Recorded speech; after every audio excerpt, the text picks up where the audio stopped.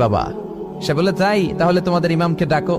সাইয়েদনা ইমাম আবু হানিফা টাইম দিলেন, এই জুমার দিন, আজকে জুমার দিন না, এই জুমার নামাজের পরে ঠিক ভর দুপুরে 2টায় সবাই আমরা একত্রিত হব। নাস্তিকও আসবে, সাইয়েদনা ইমাম আবু হানিফাও আসবে। জুমার সালাতের পরে লোকের বন্যা বয়ে গেল, বাঁধ ভাঙা জোয়ার, অনেক মানুষ। নাস্তিক এসেছে, লক্ষ লক্ষ লোক এসেছে, আসে নাই ইমাম আবু হানিফা। আসে না আধা ঘন্টা, 1 ঘন্টা, 2 ঘন্টা পরে আসছে। নাস্তিক বলে, এই তোমাদের ইমাম যার কোনো সময়ের জ্ঞানই নাই, এর সাথে কিসের তর্ক? সাইয়েদনা ইমাম আবু হানিফা বলে, ইনদি উযর, আমার ওজর আছে। কি ওজর? সাইয়েদনা ইমাম আবু হানিফা বলেন, আমি ঘর থেকে বের হয়ে আসার পথে একটা নদী পার হয়ে আসতে হয়।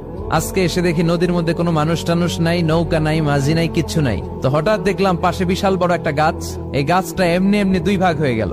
হঠাৎ গাছ থেকে এমনি এমনি লম্বা তক্তা হয়ে গেল, এমনি এমনি তক্তাগুলো জোড়া লেগে নৌকা হয়ে গেল।